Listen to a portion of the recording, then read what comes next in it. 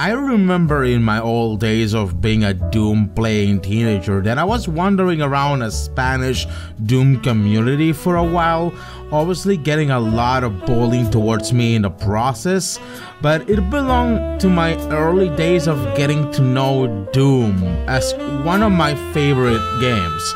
Aside from that really horrible amount of bullying and harassment I got, one good thing came out of it.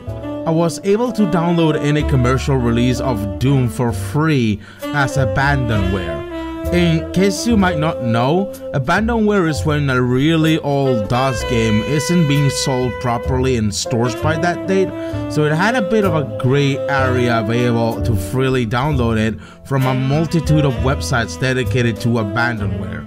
We were a middle lower class family who struggled to get any of the latest releases of the time. We usually bootlegged most of the games we got to know. We'd normally rent a game in a game store for a while, copy it in a bootleg CD, and then return the original copy, remaining with the bootleg copy. It was the only way we could get to know a lot of the PS1 games of the time, for which we were somehow able to afford a PS1 for my reward for being a good student at school, as far as I remember. But for DOS games, we mostly downloaded them from the internet as abandonware, and that included any commercial Doom release that we were aware of. Eventually, we all know that Doom got its Steam release and such, so the abandonware thing got out of the possibilities to acquire the game for free. But one of the commercial releases of Doom that I managed to download was Final Doom, the official expansion for Doom 2 that included 2 campaigns, the Plutonia Experiment and TNT Evilution. And in all honesty, if I had to pick any of the 2 halves of Final Doom, I'd say this: I fell in love with TNT Evilution.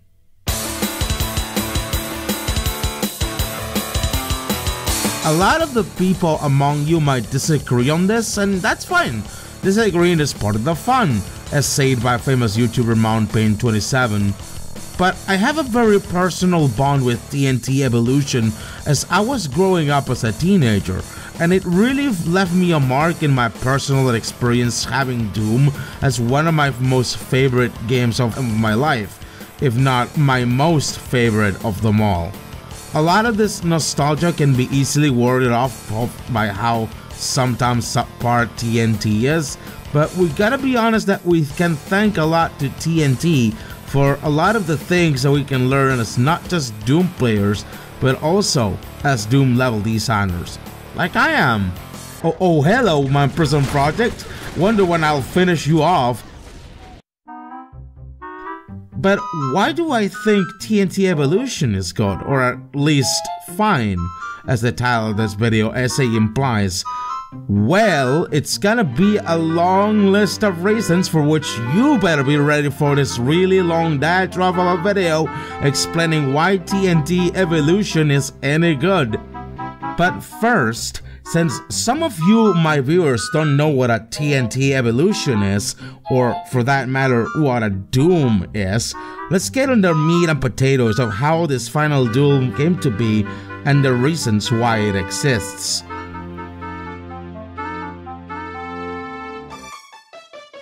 Get ready for some history lessons in gaming. This will properly justify any of my future points, I swear. So, PC gaming in the 90s was kind of a niche thing compared to console gaming by that time. Nintendo and Sega were at the head of the industry with their consoles, the Nintendo NES and SNES and the Sega Genesis, which coincidentally, the former saved the industry from a crippling gaming crash in 1983. By then, both Sega and Nintendo were competing against each other, and maybe there was a bit of another company doing in between and failing to compete due to sheer incompetency to have a proper console, but generally speaking, PC was a bit behind the consoles in terms of gaming technology. That was until the geniuses at former Softdisk, known as today as id Software, especially the genius of Alien in a Human Suit John Carmack and Rockstar game designer John Romero, first prototyped a copy of Super Mario Bros. 3 for the PC with smooth scrolling included, then made Dangerous Dave as a result of potential copyright problems that might have to come with that Mario prototype, and then came up with games like Commander Keen, which was a showcase of the NES platformer smooth scrolling that PC games didn't lack back then. A technological marvel back then, so much so that they later decided to start making 3D games. They had their attempts with games like Hover Tank or Catacombs 3D, which was a bit of a base for the 3D technology that they knew back at the time, but then, whoopsie daisy, they released a fascist killer known as Wolfenstein 3D, and everyone loved it.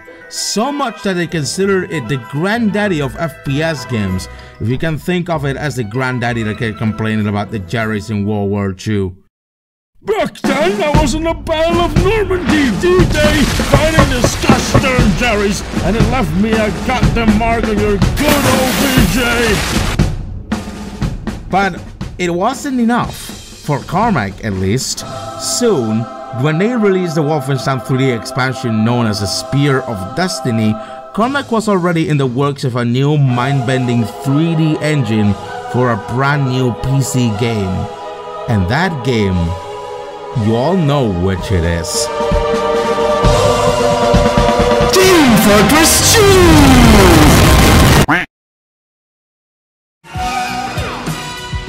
What you got in there? In here?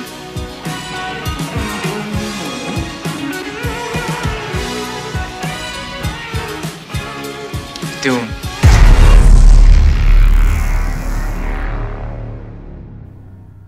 Doom's shareware was released to the public in December 10th, 1993, and it blew the scene away. It was considered to be the greatest game ever, and it went completely viral by the time standards, so much that there were more computers with Doom installed than those with Windows on it. It was so damn good, it got into every office and school possible. The frenetic action of demon slaying, the atmosphere, the genius level design, all due to the talent of id Software to create a masterpiece known in gaming history. But that wasn't enough.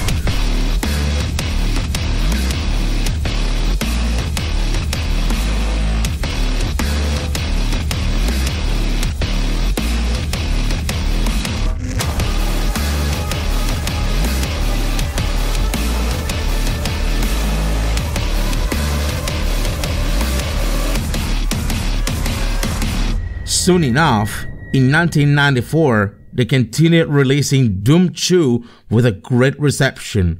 It had full-on 32 maps of Doom action, new monsters, and a brand new demon-slaying weapon, the Super Shotgun. Hallowed be thy name of the double barrel! That game wasn't free of later criticism though. Doom 2 was rather certainly criticized for feeling like the same old Doom, with a couple of novelties here and there, but it was still Doom. So much Doom in fact, that Bill Gates and Gabe Newell decided to collab to make Doom available for Windows 95.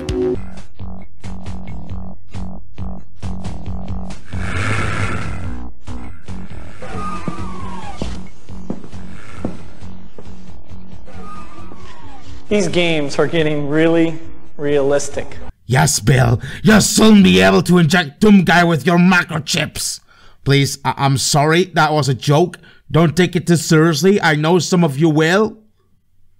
If you look into it even further, Doom was so good that every game today has a tiny fragment of Doom or Quake's DNA in their own DNA. So we can say that any iteration of Doom is as good as the original Doom, but not exactly for literally every Doom, because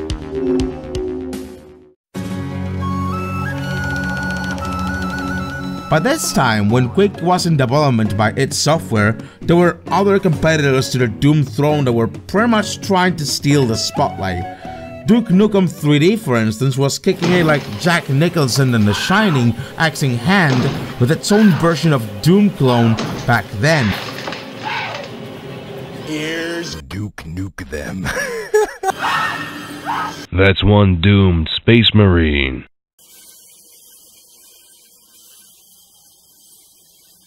I ain't afraid of no Quake. And it didn't really look really pretty for the boys at id Software. Maybe it did for the guys at former Apogee 3D Realms.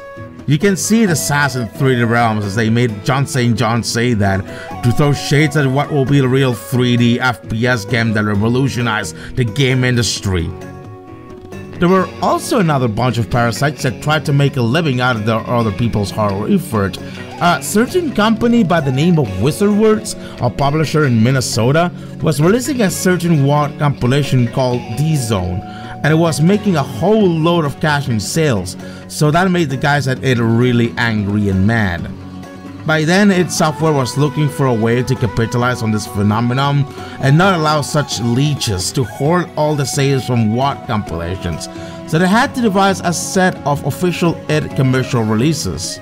They then found this talented team of Doom map makers called Team TNT, who are at the moment creating a whole Doom 2 custom campaign called TNT Evilution, and were about to release it for free by November 1995. However, John Romero, such a charming man, quickly approached Team TNT the night before the actual release of TNT Evilution to offer a publishing deal from id, and that's why on June 17, 1996, TNT Evilution, alongside the Plutonium Experiment, were released as the whole pack of Final Doom next to the master levels for Doom 2 and the Ultimate Doom. To say this decision was controversial was not enough to describe its reception. The Doom community back then was so up and large against the idea of commercializing a subpar Doom 2 campaign. It was so bad that TNT Evilution became one of the top 10 most infamous WADs in Doom World, next to, of course, Eric Harris's school shooter maps. Weird that. So, what's the story of TNT Evilution all about? Well, it all started when the UAC, presumably after the events of Doom 1 and 2, and who's now under a strict government supervision, were trying to develop an experiment with dimensional gateway technology again. Like, that's not gonna fall flat on their asses like last time.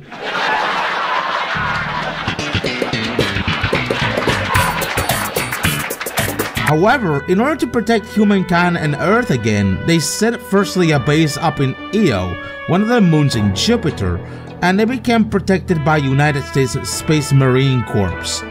The first experiment went well, surprisingly enough, where when the forces of hell came in, they were annihilated by the Marines, and every subsequent experiment they did had the incoming demons slaughtered by them. So they continued the experiments, although less carefully than before.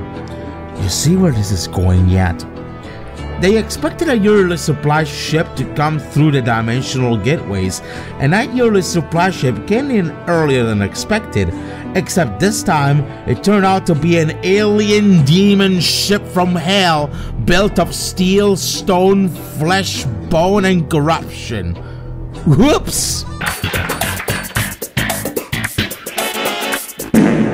So, as suspected, the entire base was overrun by demons, eventually turning everyone either dead or zombified, except casually for a Doom guy who presumably survived death with zombification. And I mean, why wouldn't he? Because he was going outside for a walk. Doom guy was just so goddamn chill about it, just look at him.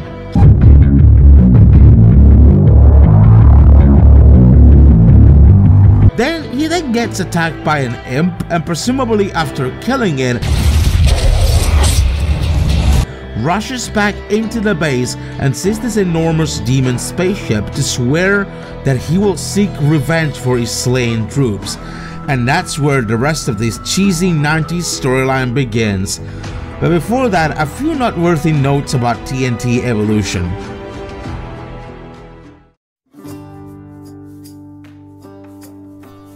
Of course, 90s Doom storytelling were not as obviously big as envisioned decades later by Bethesda's and id Software's multiverse from Doom 2016 and Doom Eternal, because in the words of John Carmack himself, the story of a game is like the story of a porno movie. It's expected to be there, but it's not that important. However, TNT Evilution makes for a real variety of talented developers and map makers. There's, for instance, 2 secret maps which we'll tackle way later that were made by the Plutonia star Dario Casali, one of the 2 brothers that worked at the Plutonia experiment, the second half of Final Doom, who later went to Valve to work as a level designer for Half-Life. Don't you dare open Casali's closet in Half-Life. Oh no, what have you done? Team TNT, lest you know it, also worked on a very famous source port for Doom called Boom, one of the first ever recognizable source ports for Doom. Just put a pin in there because we plan on having playing TNT with PR Boom Plus. Other level designer talents at TNT Evilution who were very prominent members of the Doom community include but are not limited to Tom Mustaine and Ty Halderman. Tom Mustaine also worked on a few levels for the master levels for Doom 2 and other megawad projects such as Memento Mori. Ty Halderman, on the other hand, became the main archivist of the id Games archive at Doom World, the biggest source of Doom mods and mods of all time, until he passed away from brain cancer in 2015. At least Ty didn't turn into an undead wizard for what I know. Unless you know it, one of these 2 is a great composer. Tom Mustaine also composed some of the music tracks for TNT Evilution, such as Sadistic, the music from Map 01 and Map 09, which was internally named 1BBHS.mid. Where does that name come from? Well, ironically, this was also the music that was used in maps made by Tom Mustaine's brother, which were the BBHS maps based on his brother's high school at the time, Bishop Burn High School. I can draw some parallels between the TNT Evilution and Eric Harris's maps right now, since they're both in the top 10 in famous watch lists. Do you really think it's a coincidence? There is also another composer by the name of L.A. Sieben. This guy composed other memorable TNT Evilution tracks like Legion of the Lost, the music for the intermission screen, and Map 31, Pharaoh. This track was inspired by John Petrucci's Wild Stringdom column in Guitar World, and it was also the title of a commercial song from a band called Gravedigger, from which it draws a few similarities, and from which John Petrucci was also involved alongside other bands like Avantasia or Dream Theater. You see why TNT Evilution was so great to me? The soundtrack was memorable and a killer soundtrack, at least for the tracks that are not recycled Doom or Doom 2 music. But is the game as good as its music? Well, we'd have to first take a first impression for the game demos. Normally, a Doom 2 campaign or game will include a set of 3 demo recordings that will play at the title screen of the game. It's kinda like the arcades back in the day. Only in TNT Evilution you'll see it will probably make a bad impression on an unsuspecting player. It's kinda noticeable that the demo recordings player was only able to play with keyboard only with little to no experience about using the mouse for Doom. In Map 01, he misses a lot of the zombie men with his fists. I mean, how could he do that? He later wastes Chingun ammo on some imps and hit scanners in the other room when he could already use the Berserker to save ammo. And he still misses the Chingun shots. Sloppy job. He obviously dies clumsily to the Chingunners in the exit room.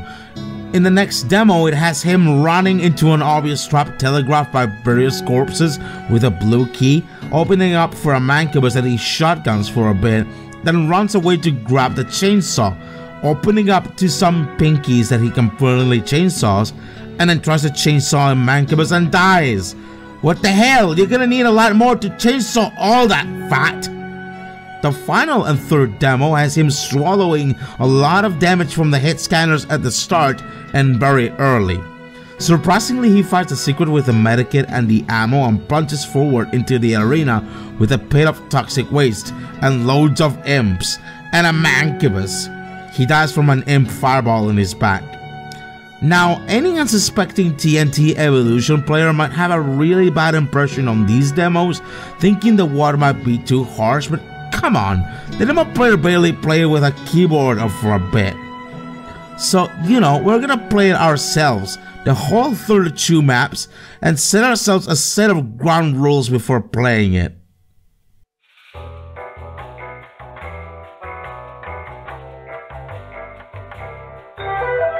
First of all, we play on Ultraviolence for that full-on Doom experience. This is considered to be the gentleman's and ladies' way of playing Doom. It's not hard but not unfair like Nightmare where the monsters respawn. Imagine that! Second, we play on Pure Boom Plus. None of that GZ Doom bullshit because we all know how GZ Doom is coded. We need that full-on OG Doom experience so we can get as close to DOS Doom as possible. Put a pun in there because PR Boom Plus has some boom particularities that we'll analyze later. Third, no GZ Doom, so that means no brutal Doom. I had enough drama to tackle another mod by some controversial Doom developer that everyone is so fond of. Fourth, sim scumming is allowed because, to be honest, I'm no pro at Doom and I just want to have fun. I'm not the Sino. Fifth, I had to pistol start every map to see how it really is, playing it very deeply and not to cater to the demands of a certain radical magical Doom mapping wizard. Yes, I see you are still pistol starting every map like you did earlier on my Enigma episode.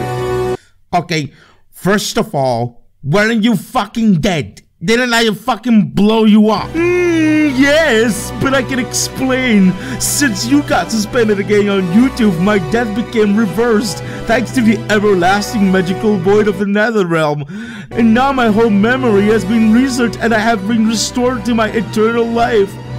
So that means... yes, that means I'm not a homicidal undead wizard anymore and I just wanted to be your friend. Huh. That sure sorts things out for a guy that only 0.000000001% of the viewers of this video will understand. That's kinda cool of you too. Can I give you a kiss? Ew, no kisses! Fine, fine. Look, there's none of your maps on this Doom 2 campaign, so wouldn't you mind, you know, leaving me on this alone and letting me go on with this? I wouldn't waste time with some guy that literally nobody will get. Yes, before I go though, I did one additional rule to your list, just for good old time's sake. Yeah, sure, what is it? You gotta finish this can of Monster Energy Ultra White before you finish TNT Evilution. Really? That's a piece of cake. Fantastic! The rules are set, I have to go, bye! Monster Energy. You gotta be fucking kidding me.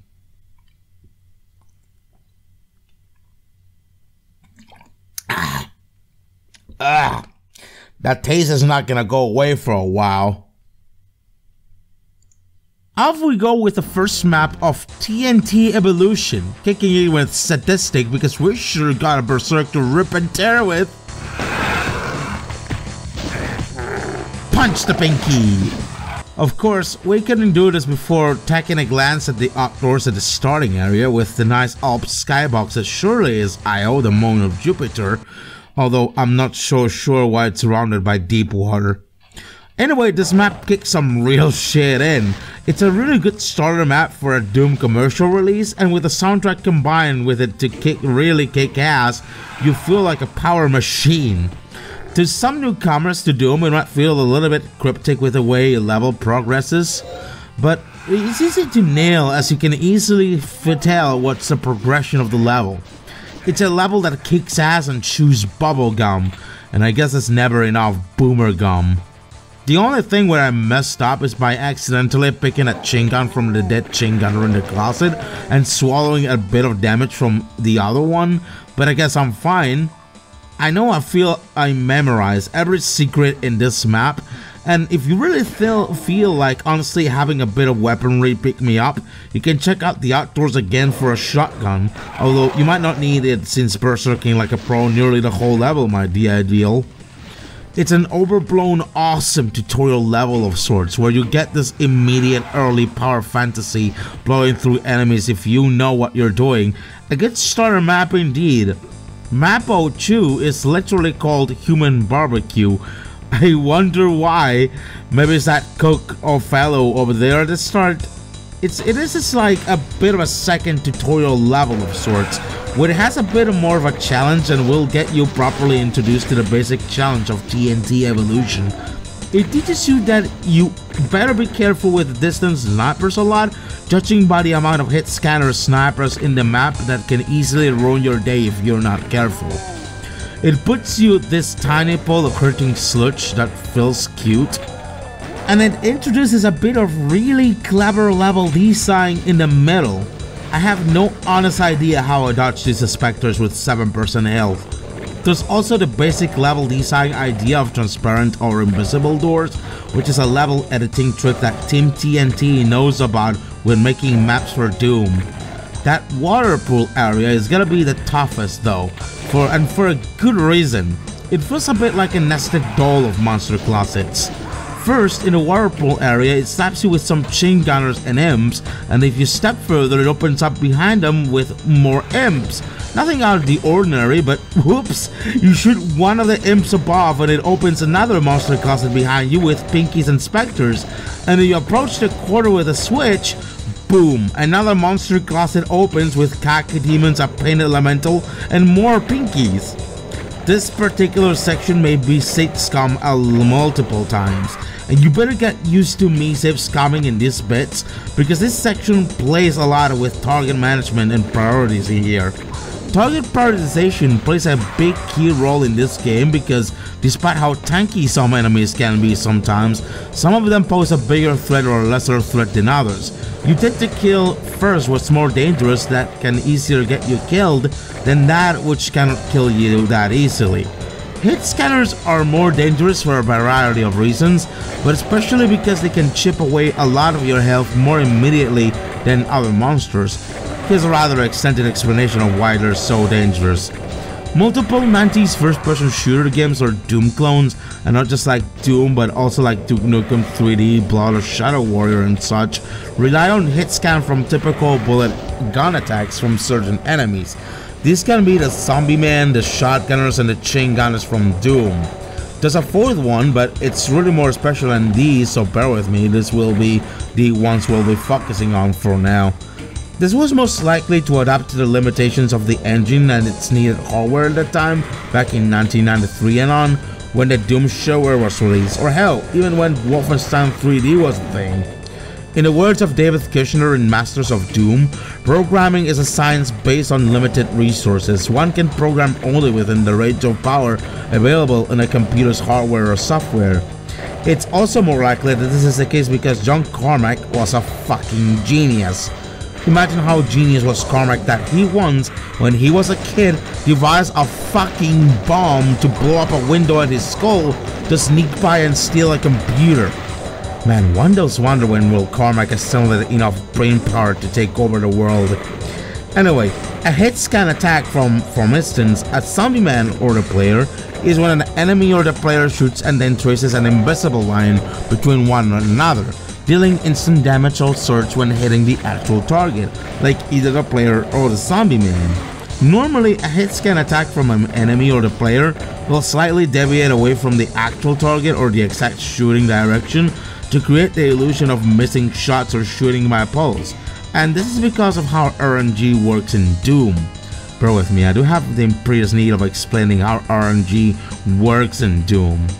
The random number generator in Doom, or RNG, which decides the randomness of everything in Doom's gameplay elements, is based entirely on a table of values, so it certainly usually is a preset of values rotating.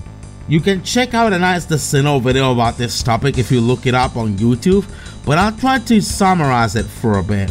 Every action in Doom that asks for a random value, like damage, trajectory of the shots, even starting animation frames, needs to rely on a value from this table. If you shoot an imp with a pistol, it will determine its damage by grabbing a value from the table and multiplying it by the base damage of the pistol, dealing that final damage. Then the index goes to the next value. If later the imp hits you with a fireball right after, the fireball grabs that next value from the table and multiplies it by the fireball's base damage, and then moves to the next value in the table. Whenever it reaches the final value in the table and moves it to the next anyway, it goes back to the first value, and so on and so forth. There's a funny tidbit about Doom's RNG though. If you are consistent as a player with your timing, the game doesn't start with a random seed at all. It will always start with the same with the first value in the table every time you start a new game. This is done to ensure sort of that the demos don't desync. And there's more to this whole madness. This is gonna be a long video, isn't it? Oh, well, remember when we said that we were playing on PR Boom Plus? This source port is a bit of a variant of the original Boom source port for Doom, and it has its own kind of wacky particularities. Again, Decino explains it better than I do on YouTube, but I'm going to summarize it. Boom or PR Boom Plus have a different way of working with RNG. The only key difference between Boom and DOS Doom is how the damage is more evenly distributed in chances in any weapon or enemy, kinda like a really nice bell curve. Now, it's way better than say how the damage chances are distributed in DOS Doom, which I mean, yeah, they kinda look like crap. Now back to Mappo, Chew. I think this is important to know because a lot of times these hit scatters, zombie men, shotgunners, chain gunners, they can become elite snappers and take away a huge chunk of your health. It's sometimes useful to hide behind a corner and take pot shots at hit scatters and camp though, so just to say that every way of playing Doom is valid. There's another kind of amazing thing about this level, and it's secret area locked with a blue key, which you can easily get next to it if you can do some easy jumping trick. For non-completionists, this area is completely optional, but it grants access to the super shotgun in a similar vein to that of the original Doom 2's map 2. It's protected by a bunch of Barons and Hell Knights, which is tough because you have to fight them with a puny shotgun and chain gun, but that makes it challenging and fun. I had to explain to you why this exploration aspect here is so great. The level design in official Doom releases, including Final Doom, is that where it rewards further exploration of the levels into even areas that are completely optional compared to that of a linear progression. It's always a key hunt where you always have to find a key to unlock the next door, to find another key to unlock the next door. So it's a bit of a linear progression always, but the levels are open-ended, designed with a reward system for exploration in mind. This kind of feels like an early predecessor to the exploration mechanics in a game from the Soulsborne genre, like Elden Ring or Dark Souls, but especially for the first-person shooter genre. Oh, you see, I named the famous game. Will I get algorithm points now? It rewards the player for further hunting down for not just secrets, but also really optional areas where the player doesn't necessarily need to be or is supposed to be, combining it with sometimes with extra challenge so to not obviously give it to the player for free. This is what makes Doom or any subsequent Doom release great, because the design itself is very clever. It keeps feeding the player those dopamine levels in a rush for looking for rewards in a particular level, making it even more fun and challenging at the same time. The bigger the challenge, the bigger the reward, thus making it more fun to play. Secrets in Doom also play a big role in this, and for that you have to need a very keen eye for things like different texture walls or misaligned textures or anything that looks particularly odd. This is not always the case for every level in TNT Evilution, but you get my point. There's two final secrets in this level. One of them is by hitting the switch beneath the Hell Knight closet at the end, which reveals this door that leads to the Soul Sphere, which are saved up for this cute little Revenant at the exit. Aww. Moving on to the next level, we got what looks like some sort of quasi-linear progression in the form of backtracking. Now, there are some subpar levels in TNT like this, true, but even then in this level, if you tread carefully, you can easily push through hit scanners and like with ease and with a nice progression for firepower. Also, this is probably the point where I wasn't good with hit scanners.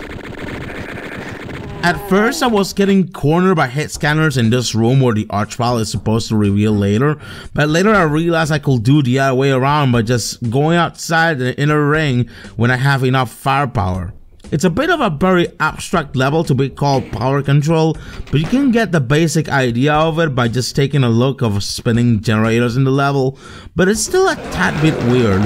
The teleport puzzle, if you can call it like that, it's kinda easy to tell where each teleporter goes, so notably I had an easy time to tell which teleporter goes to which.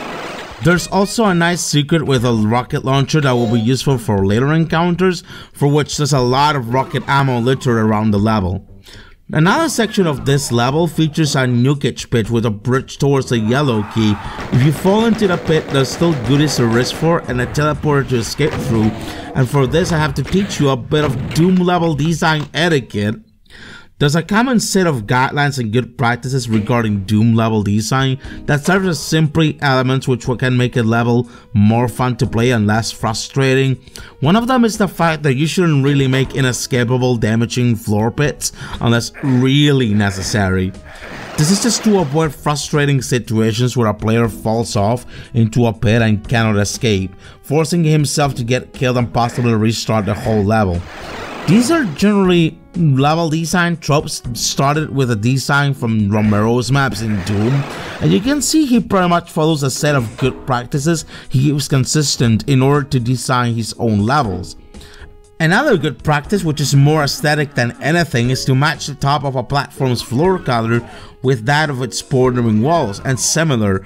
If for instance you have a bottom floor that is green nukage and a top floor that is brown, you should make the walls bordering them brown with a green glow at the bottom. This is exemplified in Doom's first map ever, E1M1 from the shareware Doom version. This is considered good Doom level design, and it sure helps a lot of Doom level designers out there. I know, because I also tend to make Doom maps myself before you ask me, when's my imprisoned project, JMAA? There's an actual tendency, since I haven't played TNT in a really long time enough to know all secrets, which is not ideal, to get lost backtracking going in circles searching for such secrets, and I think you're probably gonna see that a lot unless I don't wanna bother. And this map's encounters having been too interesting, I don't even think it's probably as interesting as Plutonia. Sure, it's a bit challenging for certain bits, but even the monster classes with revenants on them don't have too many revenants nor chain gunners, which is kind of falling short. Well, the only thing that probably spooked me is this revenant behind the wall with the key, which later revealed. The Archvile, probably the first ever in TNT Evilution. He's truly a mighty foe, the most threatening enemy in Doom, so much so that he has been more threatening in Doom Eternal, not just by spawning monsters but also buffing them. Fuck this dude. He might not be as tanky as a Cyber Demon or a Spider Mastermind, but he surely is a formidable opponent in a game of Doom. Consider it to Doom what Patches is to Dark Souls. The Archvile can make really interesting and challenging combat situations and can really ruin your day. Vinesaw style. He not only can sap you with his devil magics, which is a hit scan attack by itself, but he can also resurrect dead enemies that you've killed, wasting your precious ammo and more ammo that you can waste. As you can see, he's your topmost priority target to kill in Doom. A usual tactic that highly depends on the level design but also is pretty useful to defend yourself against an Archvile is to hide behind a wall, no matter how thick or thin it is, when he's starting to cast his devil magics, which you can notice by the flame he casts in front of your face. This will save you from the part 2 of these devil magics, which is basically blowing you up in an explosion. And the massive damage that explosion makes won't be repaired anytime soon. I said the Archvile is a hit scanner in its own particular way too, because he does the same invisible line tracing attack, but with 100% accuracy unless you hide behind a wall. And yes, this is a meme enemy in Plutonia, or is used more regularly than usual and in clever ways. Check map 11 of Plutonia for instance, Hunted. That level itself has haunted many nightmares for many Doom players. When you kill an Archvile though, it is the most satisfying death ever to any Doom player. And I know this because for me an Archvile is a nightmare, more so if he comes in droves of Archviles. The funny part of map 03 of TNT is that it finishes off with a Revenant and 2 Mancubi, which we save rockets for, and so it's not much of a great finale to the map as anything else. Now it's time for one of the best maps of the entirety of TNT, map 04, Wormhole. Wormhole is brilliant. At first glance, it looks like a very short map with an average tech pace, nothing special. You delve for a bit in the corridor behind the thing, and you enter what appears to have fire blue portal, and whoopee! Now you seem to be in another dimension. What Doctor Who episode is this? There's a lot more than meets the eye in map 04. The sheer immensity of the level gives way to a lot of interesting places, and the alternate dimension thing is a completely different thing on its own. I wish this concept was explored more in depth for a custom Water or Doom 2 campaign, because it could give out the potential of having an alternate dimension area with a lot more to explore than the original dimension, or hell, more than just one alternate dimension. Give me more! This fully rewards exploration to the player times 100, and it's pretty brilliant. If you're willing to be a full completionist of this level, go ahead. There's plenty of challenge here if you know what you know how to play. Or heck, you can still speedrun this map very easily, which is as easy as 1, 2, 3, while skipping the whole entire thing in its alternate dimension. The ammo can be pretty scarce to deal with everything though, if you're not careful, but regardless, it's a nice addition to TNT. Maybe another nitpick I can add, or that anyone can add for that matter, is that a lot of the corridors are too thin, a subject I'll probably tackle later too, but this level was innovative. You can thank It Games Master Ty Halderman for this map. Map 05, however, is, well, not as good. I got the aesthetic they tried to do with this one, but generally speaking, nearly the entire map is a grand mess. They think corridors make it hard to dodge hit scanners and imps from up close, and the map is pretty labyrinthic. It feels like you're gonna eat up a bunch of damage either way. I hardly survived through all the bland gray corridors with shotgunners, chain gunners, and imps in every corner. So this is a great opportunity for me to talk to you about level design etiquette again. Don't make thin corridors. Seriously, there's little to no room to dodge projectiles there, and it's really frustrating. Anything 64 units wide or below will leave no room to dodge attacks, and it's really hard to maneuver through, which monsters also tend to block your way a lot of times. In case you don't know, Doom levels are measured in map units or Doom units, which correspond to the pixel amount distance. Usually if you're really desperate, a player fits 32 units wide and 56 units tall minimally. But that's just if you want to make the player go fucking mad. Another thing that incredibly frustrates me in this large area with the dark outdoors and the sniper head scanners in the distance, which in all honesty, it's the worst thing you can ever imagine.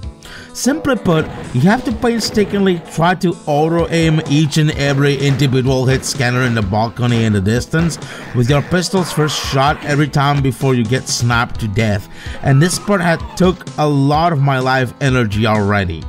What's auto-aim, you ask? Well, allow me to explain. Because you can really look up or down or Doom, auto-aim is there normally to allow you to compensate that by shooting up or down in the same vertical view angle, if they're close enough. You see, the way Doom levels are designed are in reality a 2D plane. We've all been lied by Carmack, it's not real 3D.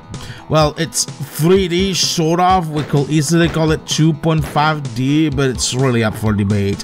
What matters is, unless it's a build engine game or a more advanced source port like Geezer Doom or the sort, you can have floors on top of floors that you can have things that the player can interact with at the same time, like, you know, 3D floors. That's a quick thing. Because of this 3D-ish 2.5D thingy problem of limitations of the engine, anything in front of you, whether it is enough above or you or below you, will be detected by the auto-aim system as another invisible trace that calculates the vertical direction of your shots. This happens with monsters too. Auto-aim in Doom is not considered a cheat or an easy mode for the game. It is a very regular way of playing Doom, especially for Doom ports or versions which are closer to original vanilla Doom without any hardware rendering capabilities. But here's the catch. Remember how I said monsters have auto-aim too? Well, it just happens that the player has a maximum distance where the auto-aim can reach, but the monsters are rightfully cheating you because their auto-aim goes double or more than you can reach. Hey, that's not fair. That zombie man has got a bigger magic stick than I got.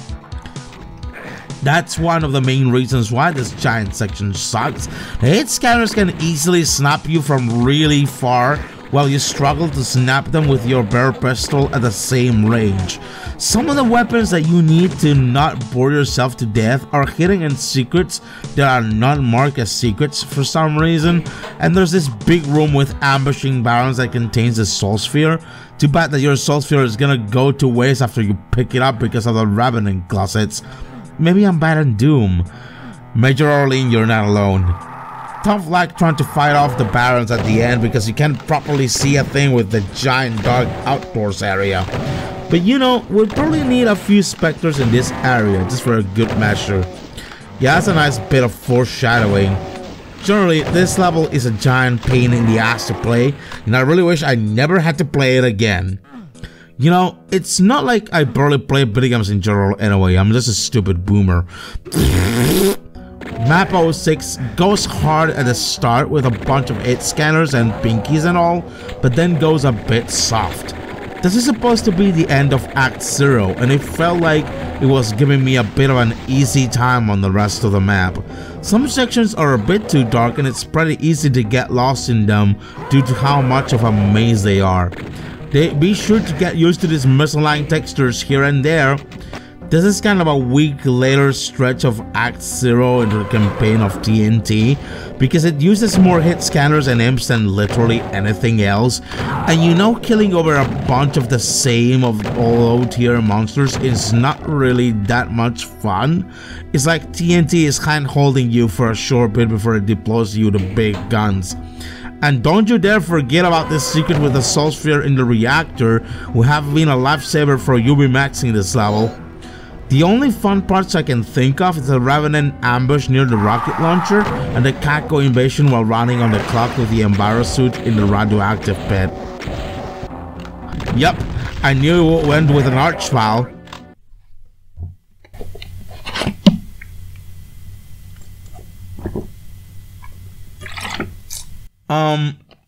You know the taste of Monster? It tastes like citrus, but not any particular citrus. It just tastes like the generic citrus. This meme has gone for too long. You fought your way out of the infested experimental labs. It seems that USC has once again gulped it down. Yeah, when the USC fucks it up not just once in Doom, not just twice in Doom 3, not just 3 times in Doom 2016 and Doom Eternal, but also 5 times in TNT and Plutonia, you know they might just take the big demonic gulp. With that high turnover, it must be hard for poor old UAC to buy corporate health insurance nowadays.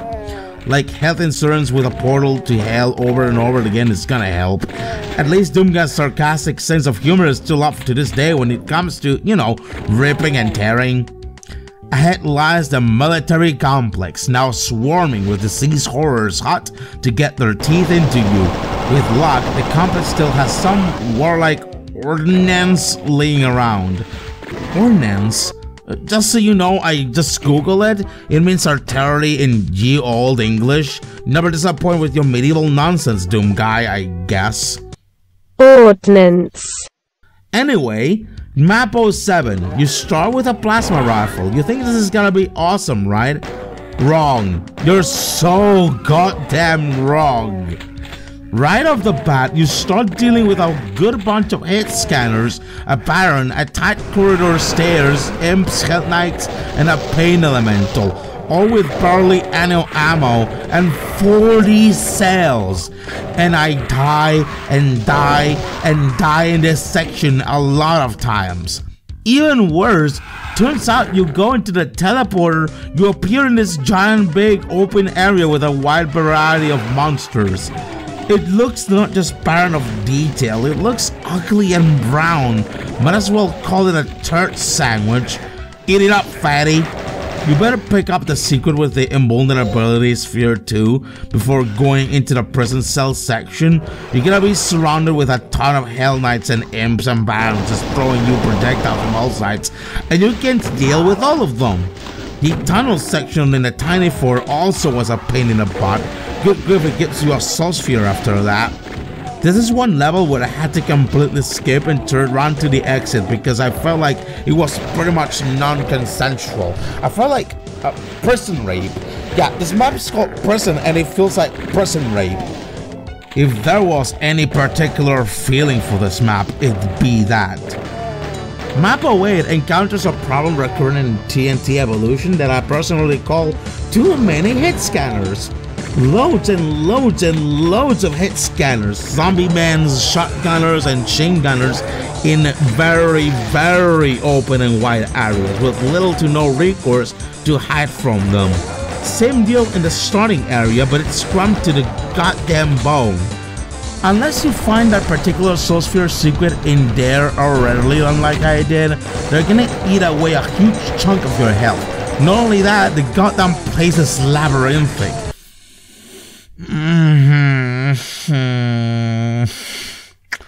And there's a couple nearly broken monster spawners that you're supposed to activate by making noise in this corner behind the stairs.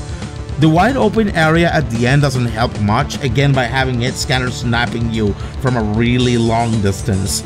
This is again a problem because without proper cover, you're doomed to eat away your health like chips. And again, hit scanners have double the distance that they auto-aim than you. You can reach 1024 units with your auto-aim. They can do double. Oh, the pain.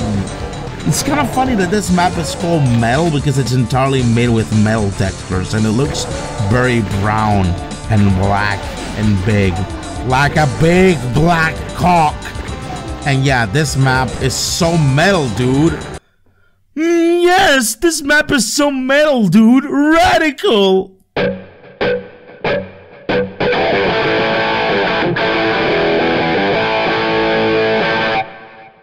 Okay, that was a bit of an unnecessary gag, but I'll take it.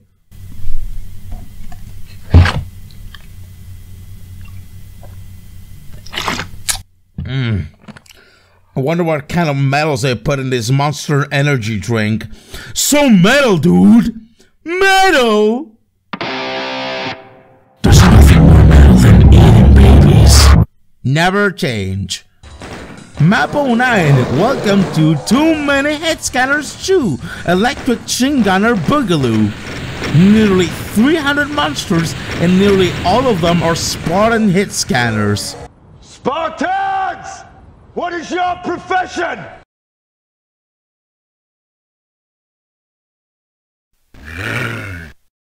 Oh, I get it. The level designer of this map just wanted to make a power trip map with a whole slaughterfest on it.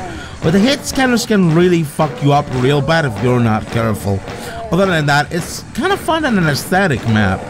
The map is flourishing with details and it's got a really good design, not just for minimal details like this door with a red-green beacon that turns whenever the door opens, which I find an interesting detail, but also for how everything is so interconnected with each other. Everything connects, every room is connected. Gameplay wise, you better be ready to rely on the Wolfenstein old technique of bottleneck and blitzkrieg. Also, don't miss the secrets. because there's quite a lot of them in there. Ammo pickups are pretty scarce for the most part, but that's very understandable since you're gonna mostly pick up most of the ammo for killing zombies on this map, making that sense of high risk, high reward. If you can stand a truckload of hit scanners, this map wouldn't be for you, but you can appreciate the effort put into this map. Sure, it's a kind of work of art, and you just don't just appreciate the sheer aesthetic details put into this map for a commercial release of a megawad, but also the sheer power trip it carries you on a lot of times on this map. You know, they say Doom is the ultimate stress reliever, and this map is a clear example of that. Map 10, however, is one of the shorter maps of the bunch, and it's really just a breeze compared to the rest if you know what you're doing. There's probably only one secret if you look carefully in the auto map, which completely saves you from secret hunting the whole map. It's right at the start, see? Man, I'm clever.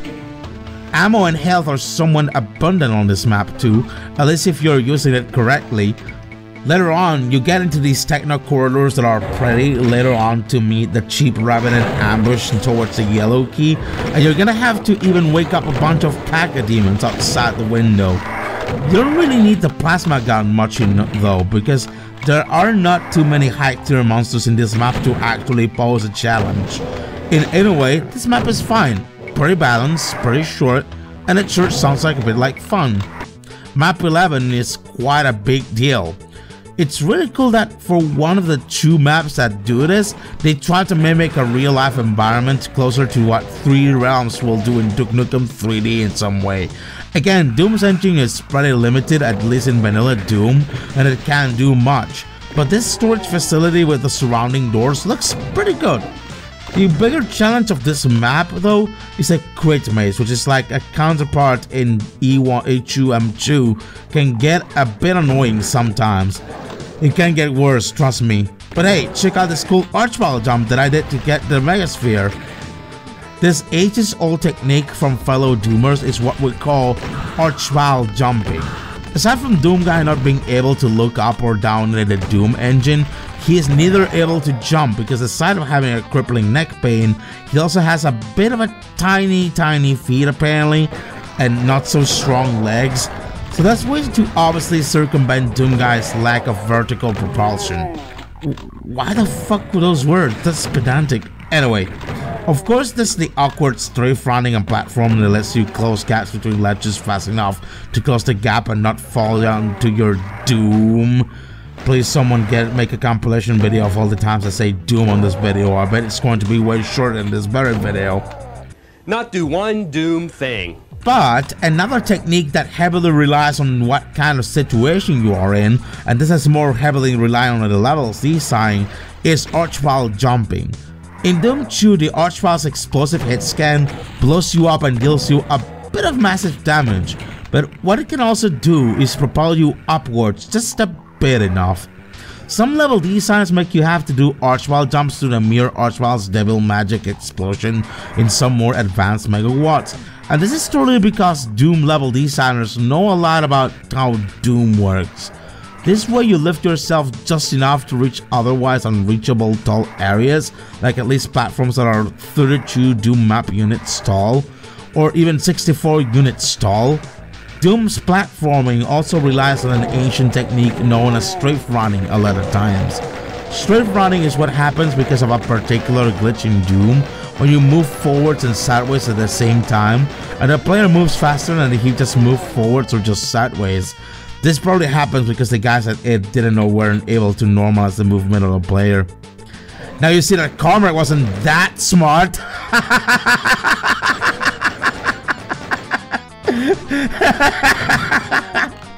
I'm smart. Because of how the fore and side speeds are combined, the player's strafe running has probably doubled the speed, so it helps close gaps rather easily. This is also an amazing technique speedrunners use to simply run faster in Doom, alongside other techniques such as blowing yourself a rocket against a wall to get out of the map's boundaries. Speedrunning is truly amazing in Doom.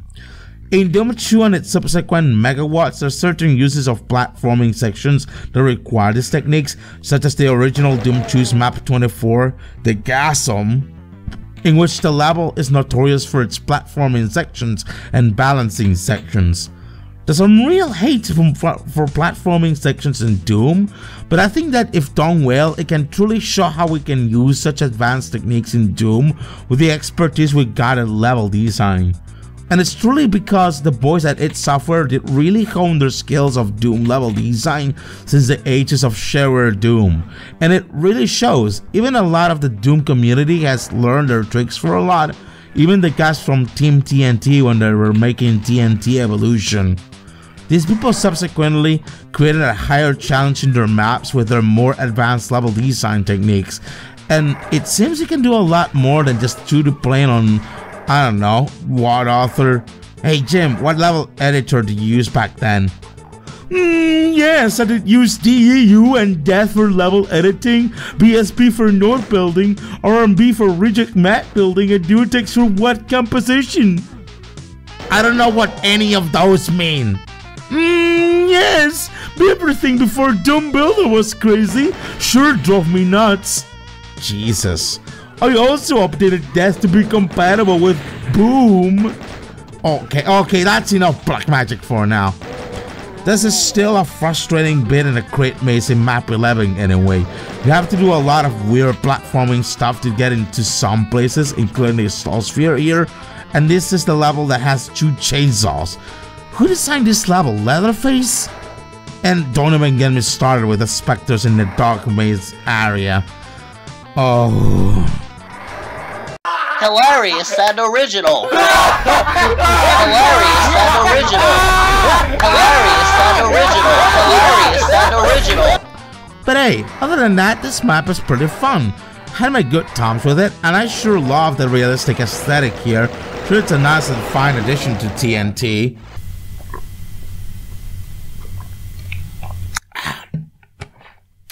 My fucking arteries are palpitating.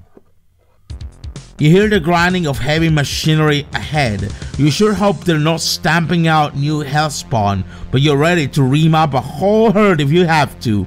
They might be planning on a blood feast, but you feel about as mean as 2,000 maniacs packed into one mad killer. This stuff sounds like something Macho Man will say in WWE.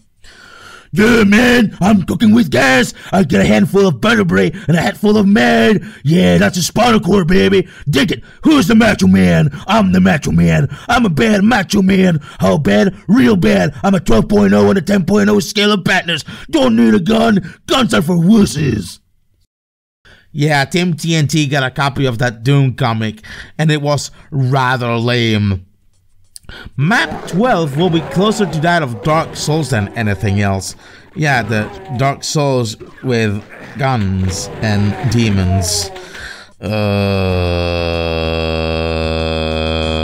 accidentally got into this secret tunnel, which seems like the whole backbone of the whole level, and I had to fight this arachnotron behind a fake wall, dying multiple times, which was kinda annoying. It's a fun situation, however. In this room I got a soul sphere and 2 barons. Later it opens it up to other monsters, which I made infight for a bit to save ammo. Then I fisted the barons to death. I clapped just right at the end for fisting them to death.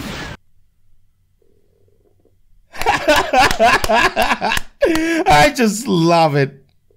And this is where I smoothly sort out the blue key drop in the demo. Look at me how smoothly I diffused this trap of a mancubus and a bunch of pinkies. The only thing is, this map is more open-ended than what the actual demo showed back then. There's a huge crater section later in this map where there's barely any monsters to deal with, making it a bit of a boring part of the level, which makes it a bit uninteresting. But later on, I will just encounter these secret facility-like tunnels with dim lights, in which I wouldn't expect an art style I was not ready for. The magic later happens when, through a couple secrets near the exit, you can go all the way back into the very start of the map. You see why I draw the comparisons between these Doom maps and Dark Souls for a bit? In Dark Souls 3, for instance, you can access areas that save you the tracking by just connecting back to the start of a zone through a door that has previously locked at the start, but then you go further and can unlock it, just so to probably save you time for, I don't know, the boss of that zone. Some TNT maps like these are charming too because of this level design technique. I just went into one of these 2 final secrets berserking a bunch of hit scanners, and suddenly I'm in the sewer tunnels that lead to the start of the map. Another TNT map that somehow pulls off the neat rewarded exploration is map 13, the next map. Also, what I didn't seem to realize until watching a TECHNO video of this map in TNT is that the crate at the very beginning of the map can lead to a secret that leads to a dark outdoors area of the map instantly. My god, I am bad at Doom. I've been looking forever for this secret when I finish it, and I just watched the TECHNO video and I just feel incredibly stupid. You know where else I feel stupid? The outdoors area, where I keep getting my ass kicked by 2 revenants and 2 magawad and shotgunners.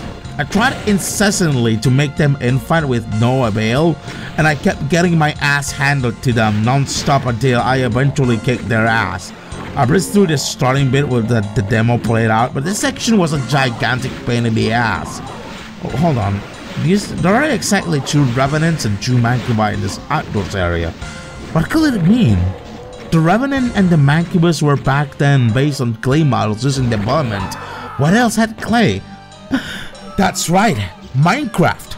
Minecraft was released in 2011. Like, of course, Deus Ex Human Revolution, a franchise that will be known for conspiracy theories like the Rockefellers and the Rothschilds.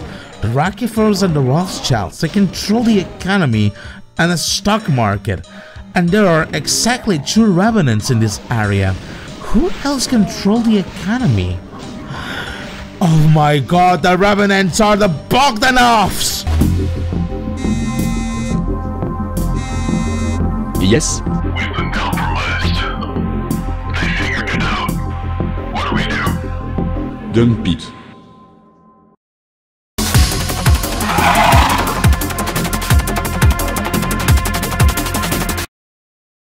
Anyway, there's this bit behind the locked door with a reactor where hit scanners teleport behind me, which is a bit But regardless of those problems, it seems that this is a recurrent trope of TNT where levels incentivize exploration and going off rails just to get some goodies and maybe an extra challenge. Still good level design in some way. Here you encounter your first ever cyber demon in TNT Evilution, which is a bit of a pushover if you keep hitting him with a super shotgun, but it's kind of fun, although in this map there's no BFG or plasma gun to deal with him. Here's a hint, kids, the secret with a backpack will save your life.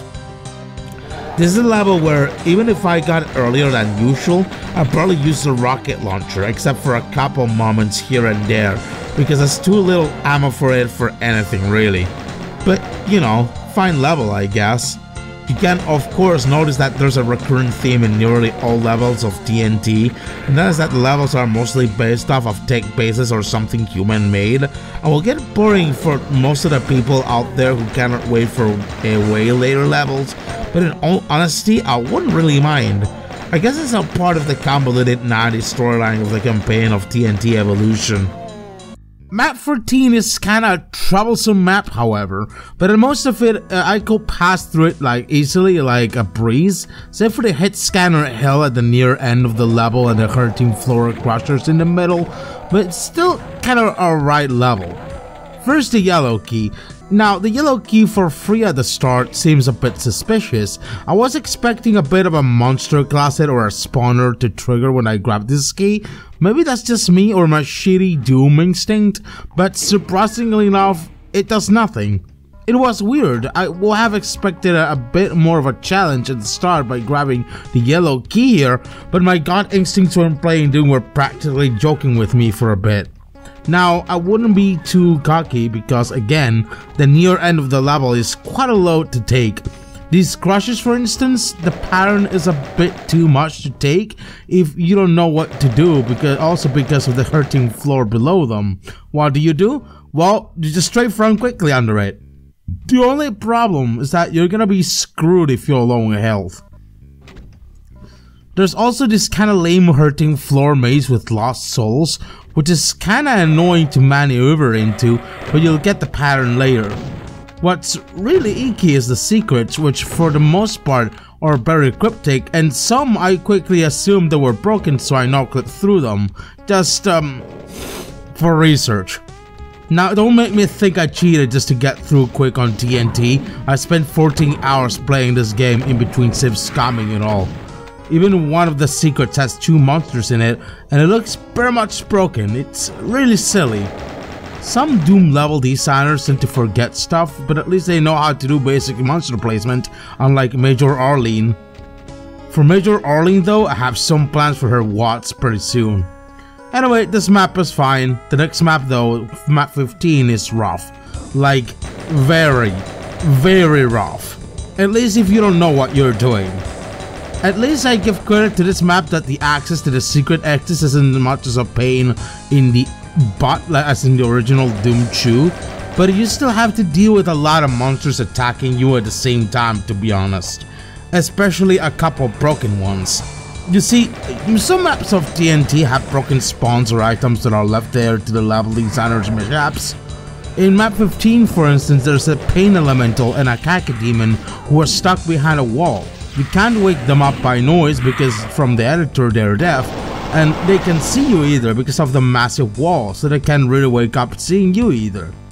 The Sinnoh did manage to at least get 100% kills in this map with his 2 monsters included. How? Saving a cacodemon up, pushing him into the hole with the 2 monsters are in with a super shotgun, and then once the cacodemon is on top of them, shoot it with rockets so the explosion's infinitely tall radius can wake them up with the damage. And yes, explosions in Doom are infinitely tall, and like in Jesus Doom.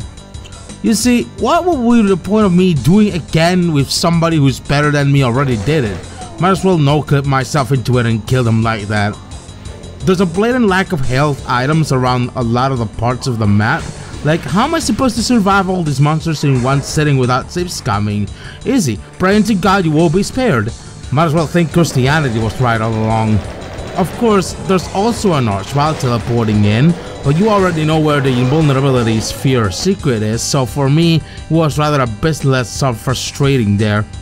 I had to restart this map all over because I screwed up so big with the archvile and my health that I needed to. This map is a frustrating mess to deal with, but at least it gives way to the way better 2 secret maps in TNT. Let's go to map 31, Pharaoh. Oh no, Grown Egypt. What now? Looks totally different. Kinda like King Tut's condo. Did King Tut had a fucking condo? What is this, Darkside Phil? Condo? Map 31, anyway, is a really good Casali map, and it's really fun to play. It's really good that right off the bat at the start, it gives you nearly all weapons and ammo, so there's plenty fun to have on this level. You delve deep into the pyramid to find yourself in these caves into the tomb, and here's a yellow key, except supposedly it shouldn't be here. See, there's another mishap in this level for which the yellow key is only set for multiplayer in the editor, so notably if you haven't downloaded the patch from the internet from TNT Evilution, you're kinda screwed in this level, because you can access a lot of the fun parts of this level. If you don't have the patch, this key wouldn't be here at all. You could still build the level by a very tricky method, but you still skip a lot of this level still.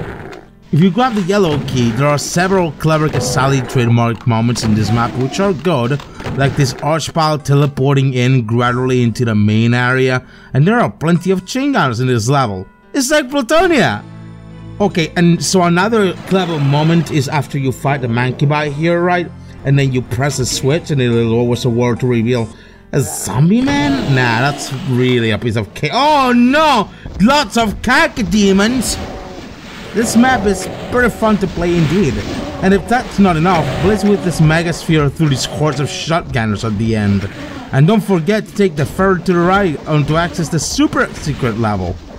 This is by far one of my most favorite levels in TNT Evilution, not just because of the Egyptian aesthetic alone, for which I've been passionate about since I was a kid, And I mean, I've been fascinated with Egyptology since I was a kid, but also because this level is a masterclass of Casali level design, and it also surely inspired me to start doing level design for Doom. It's not the only level design by Dario Casali so far, and you'll see one more after this, but it certainly is a really good one outside of Plutonia. And if TNT has been so far a bit of a disappointment for you, well, this one still makes it worth it. Aside from the other secret level, of course, which was also designed by Dario Casali, let's go on a holiday trip to the Caribbean. Time for a vacation. You're pushed to bowels of hell, and by golly, you're ready for a break. You mutter to yourself, maybe someone else can kick hell's ass next time around. Oh, I don't know, unless you can count a Doom 3 guy for that job. I don't know if you're gonna have someone else to do the dirty laundry for you, Doom guy. As you step off the transport, you hear the stomp of a cyber demon's iron shoe. Yeah, that's the game basically telling Doom Guy to take back on duty, because believe it or not, there still does some demon slayer on your holiday trip. And one hell of a tropical demon slaughter it is. It is a very fun Dario Casali map where, unsurprisingly enough, you had to put a lot of your imagination to make this an actual Caribbean place. Might assume they couldn't just build infinite horizons in the engine limitations, so the sea is delimited by a giant green wall. But you want to get your vacation jump started? Sure, go to your dorm room where you'll find your trusty super shotgun and a chain gun in the closet. There seems to be a really interesting design, especially on this lobby section of the Caribbean hotel. Again, you have to put a lot of your imagination to make it out as a Caribbean lodges or something. It's kind of abstract 90s level design still.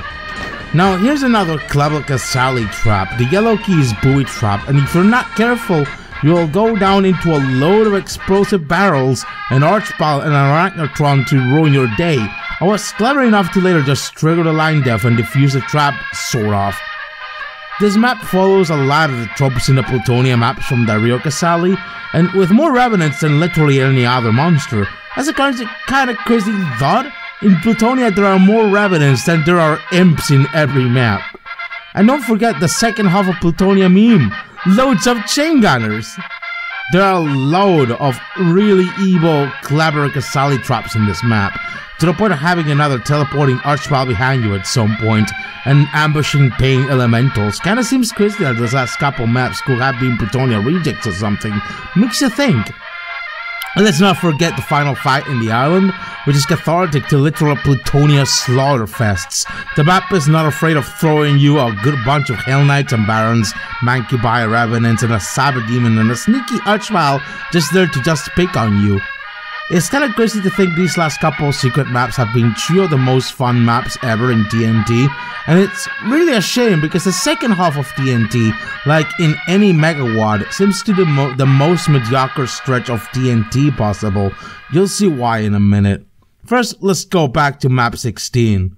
This map is a bit of a pain in the start, but once you get the gist of all the secrets and kills, it should be easy for a bit. Although there's only one slight problem. This level is ugly as sin. Let me explain what's going on. Normally in any megawad or Doom 2 campaign, the second half is probably the least effort put into maps possible, and this is probably done by most WAD authors as a way to speed up the process of releasing a Doom 2 campaign, and it's recurrent in many Doom 2 campaigns of 32 maps. This was a problem in the original Doom 2 since Doom 2 had 32 full maps and its software had to speed up the development of Doom 2 for its release near the holiday season, so we ended up having stuff like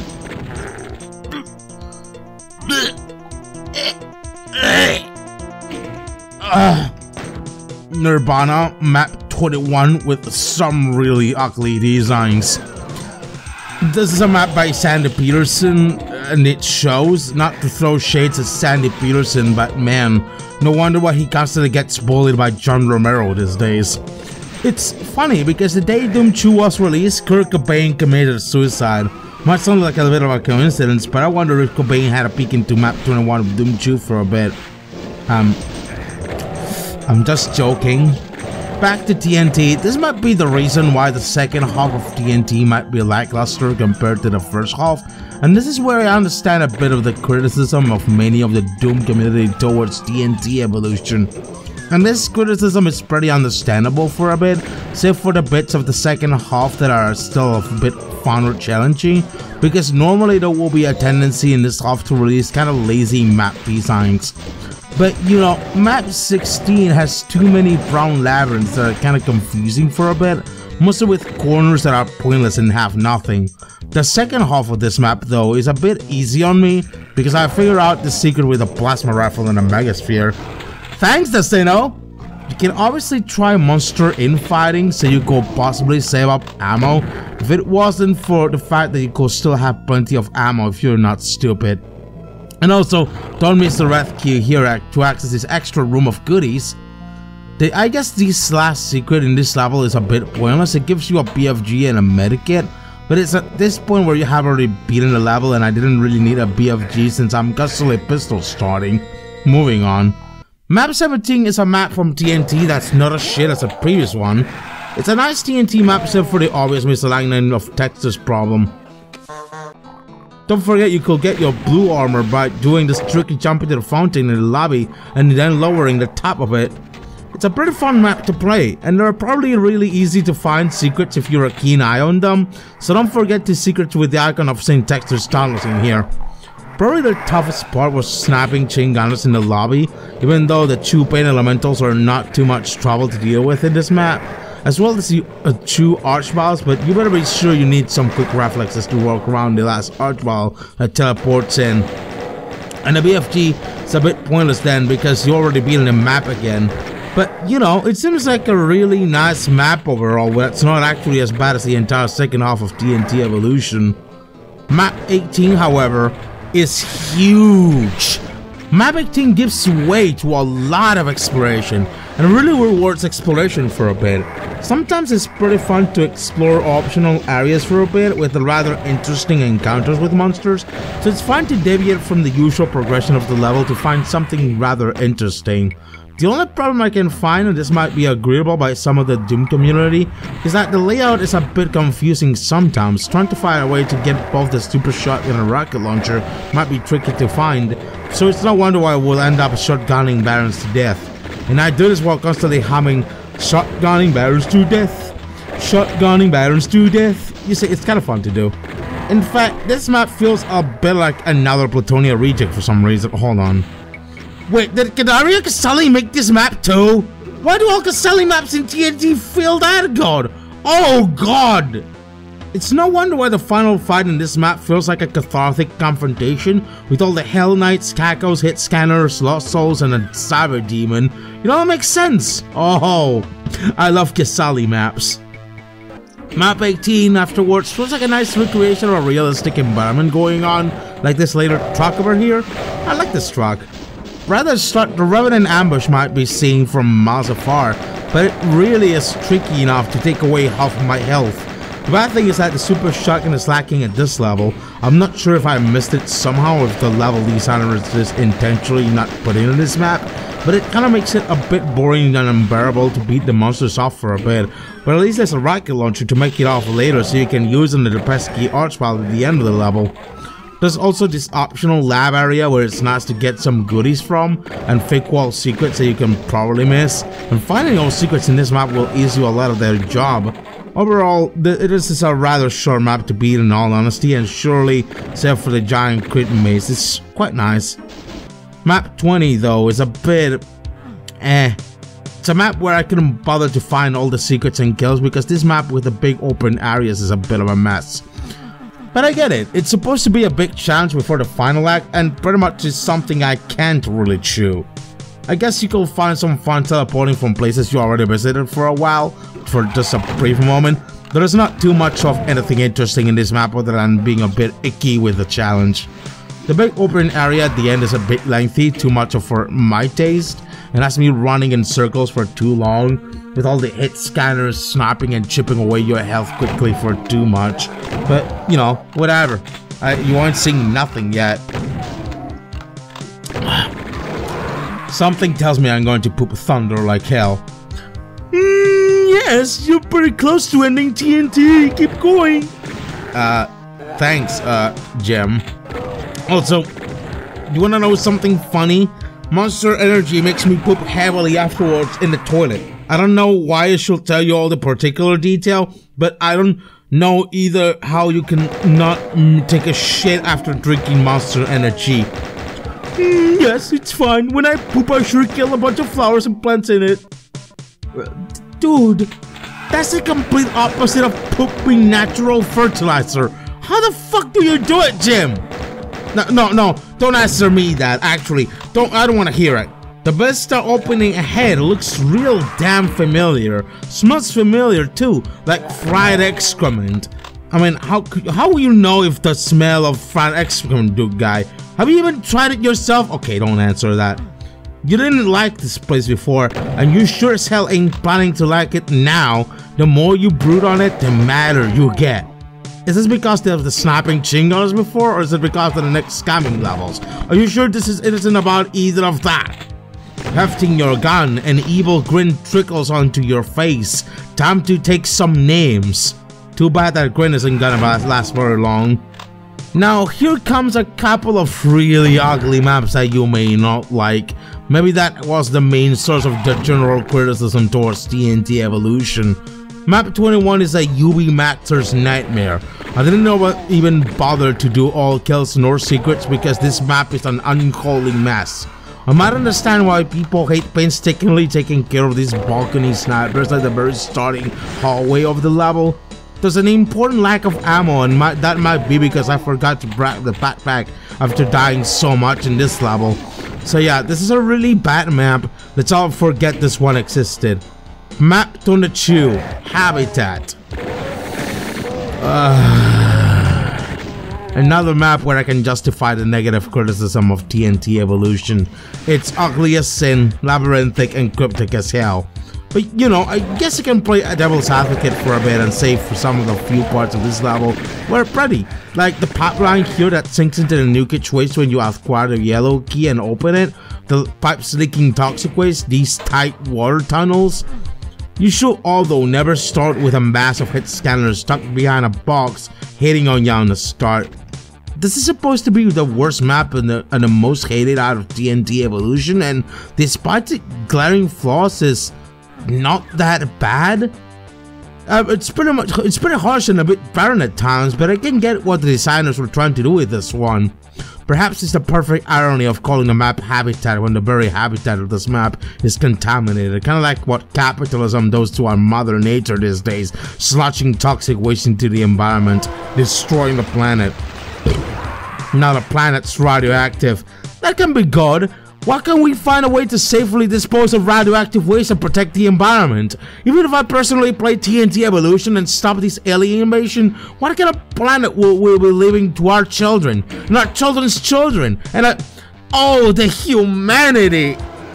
Oh hey, another Doom comic reference. Map 23 is quite a whole different deal though, and I at least managed to 100% this map entirely. Barely. The Archmal Outdoors can give you some trouble at the start, and it's not one of those maps that can give you an early super shoddy and rocket launcher, so you're off to get well prepared first. Enjoy this lunar mind maze, folks. At least the positive out of this map is that I could punch out some barons again, this time with the invulnerability power up, which is kinda cool. Map 24, well, I'm going to tell you one thing guys, I forgot to record myself the footage from this map because I was tired and exhausted at this bit, so just someone else's footage of this map instead.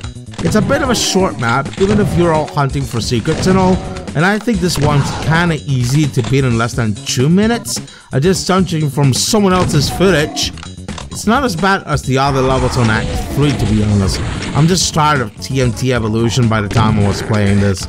It's weird because this map feels a bit like a deathmatch map of sorts. I don't know. At least this map has no archviles or pain elementals. It's nearly all hit scanners and imps and some revenants, not a big deal. Map 25 is another deal. It's a level that rewards more of the exploration aspects of Doom and again feels like its very own precursor to Dark Souls gameplay, even if it's kind of rough on the challenge. And hey, if you want to hear my opinion on specters and dark areas, check out earlier in this video. This map is called Baron's Den for a reason. It was cute because they put Barons at the end of this map. And it's kind of a likable kind of challenge when you have to consider there aren't too many sniping hit scanners in the map. And yeah, you gotta figure out the twist of this map. It's genius. Map 26 though will be the one of my favorite maps from TNT. The tempo of the start is aesthetically pleasing, and I think this was one of my favorite map starts in TNT as a kid for that reason. Don't worry, you'll go back here in the end. That's my spoiler for ya. Later on, you have the sense you're going deep into a rabbit hole of monsters and other things, and it didn't take too much of an unfair challenge to get there. You'll go there before that into this zigzag downward elevator with specters that feels lengthy, but it's understandable. You later get into this nasty cage section where you gotta act fast or else you'll be harassed by imps, hell knights, and revenants, and you got a rocket launcher. Don't forget the secret with the soul sphere. Even though the secrets are a bit too generic, with like other secrets are just a couple soul sphere secrets as a bit of a pick-me-up for the map. Even with that, I didn't manage to run out of shotgun ammo here, so it's great that I was able to bust my wits mostly with my super shotgun. And a surprise archvile nearly got me exiting the map with an archvile jumping to the exit, so I ended up loading a quick save to beat the archvile over and not letting myself skip the map without 100% everything. I really enjoy this map because of the twist about the beginning of the map being the end. Map 27 anyway. This map is a big deal. Mom Pain is pretty fun in the first half, challenging in the second. Look out in the outdoors because it's out of the mass of lost souls coming in. And don't forget to check out this vista with Mount Pain in the background. It's very aesthetic, very glowing, and it feels moody. The only pain in the ass is that I had to deal with the archvile at the end, for which I had to snipe with whatever I got, but at least you can glare at the vista from the exit teleporter. The other positive thing is the endless supply of shells with the start to get you going at the beginning, a nice addition indeed. And the sewers, well, they're not much of a big deal, unless you're slow. Map 28 afterwards is another brilliant Casali map, this time from Malik Casali, Dario's brother, and it's pretty fun. It doesn't really shy from spanning revenants, fatal elementals, and generally being a bit of a Plutonia style challenge that should have been in the final two maps of TNT. The secrets are a bit easy to spot if you're a keen eye on fake walls. And a bit of a nitpicking here, the final section is about that bit too easy, even for the couple archviles in there. I get that this map tried to be a replacement for Doom 2's original map 28, The Living End, and it does pretty well at that compared to the original Doom 2 map. Sadly, this really feels like it should have been one of the last two levels of TNT Evilution, because the following two final levels are a bit lackluster, and it's very noticeable I had to rush through them with cheats. I'm sorry. I'm really sorry. Map 29 is a pain in the ass, so this was one of the maps where I had to seriously cheat, you know, for research. There's already too much to deal with, and the map is pretty overwhelming to the point of me not being able to deal with everything and newbie max this map. It's a shame because the aesthetic of the level is memorable and nostalgic since I liked this map as a kid. Maybe it's my nostalgia filtering the bad out of this level. I got that this map tried to be literal hell with a Rivet Sticks theme of having hell barracks and temples and everything. It's a real shame this map is a gigantic pain in the butt. And here we are. Map 30, the supposed ultimate challenge, which is actually a bit of a letdown. You can easily tell the right sequence of torches at the start by looking at the automap and just passing by it. You wanna know how it's made? Let me tell you about voodoo dolls! Woo!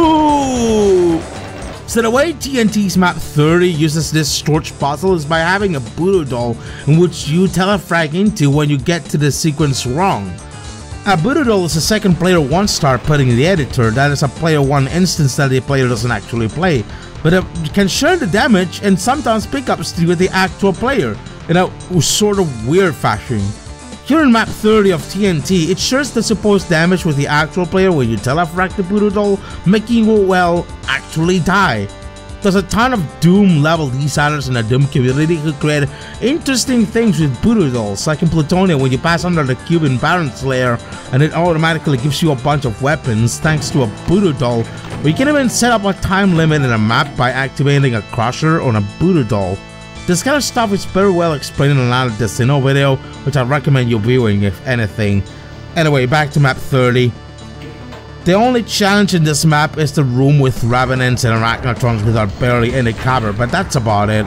The rest of the map is very linear and it barely poses a challenge until the end of it. This cyber demon cannot hit you with rockets as long as you stay under the balcony, so you can easily plasma it.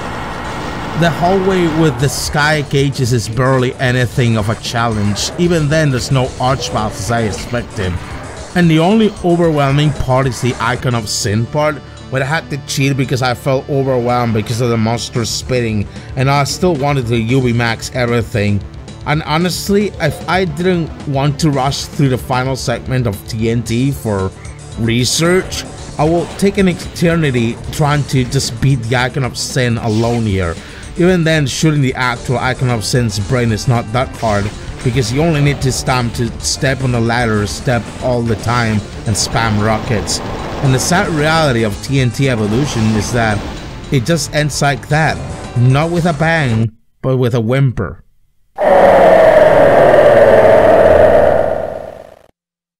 TNT Evilution just ends with everything turning blue, Doom Guy getting stuck with a cliffhanger. I wonder was that TNT Evilution official sequel?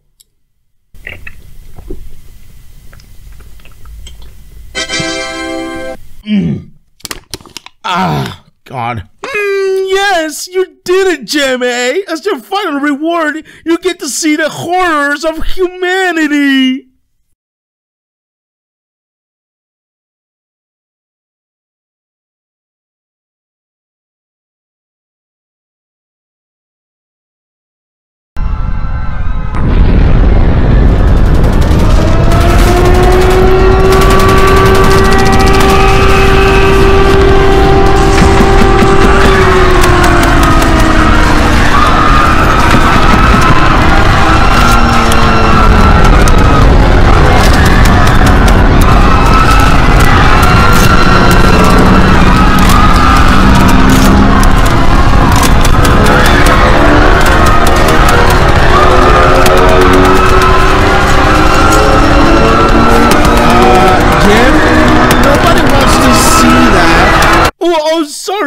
I shouldn't have. Bye. Yeah, Jim Flint's like that. He eats babies and, he's a weirdo. Yeah. It's pretty understandable to see where the criticism towards TNT Evilution comes from, and with a good reason. A lot of the TNT maps have flaws or are either pretty lackluster compared to some other commercial Doom releases. And I mean, id Software wasn't even involved in designing these levels at all. It was mainly made by a bunch of amateur level designers on their own who only happened to have a publishing deal from id. But you gotta understand that this controversy didn't last too long, and many of the TNT's authors went into greener pastures by now, or at least some of them. Ty Halderman will pass away in 2015 after having taken care of the id Games archive for really long. Dario Casali and presumably Milo too are now working above, making games for Half-Life and other games. Tom Mustaine will later work at Escalation Studios to work on Doom Resurrection in 2009 for the iOS. A lot of the Team TNT members are now gone, and Team TNT as it was is now defunct, with their members slowly diminishing gradually until it eventually evaporated. It's a long-lost memory of 90s Doom level design, and they also work on plenty of other projects before dissolving, but it's a long-gone era of Doom level design. Although, it really left a mark in a lot of the current Doom level designers today. If not just making visual land of porn meme slaughter maps or trying to mimic Doom 2016 or Doom Eternal so hard, a lot of the current Doom level designers like me were influenced by Team TNT's or TNT Evilution's level design tropes, and the torch was carried to a newer generation of Doom mappers. The nostalgia that I felt for TNT Evilution was also felt by many members of the Doom community, and it really left a big impact on many of us today. So, all I can say, in the end, is that we need to say one thing and one thing only. Thank you, TNT Evilution, for being with us. Man, that was a bit of a letdown of an ending. Sure, playing the entirety of TNT Evilution was tiring and not so good of a deal to make a video with, but I got 4 really good deals to end the video with. 1. Be sure to comment, like, and subscribe so it helps the video keep the algorithm happy. 2. Check out the socials link down in the description, which includes the link to my website, JMAA.tv, that you can check out in case I am gone from YouTube again. 3. If you want to support me financially, forget Patreon. Check out BecomeAGoon.today and Become a Goon at the Goon Fund. Exclusive content will be uploaded there, and I already got some juicy content uploaded there. And 4. If you want to be extra awesome and support a fellow musician in dire of need of putting food on his table, check out Electro007 on Fiverr and hire him for a soundtrack for your game. The link is in the description. He's a starving music artist and he really needs your help. You can also contact him for custom rates ideally. Alright, that's it. Bye!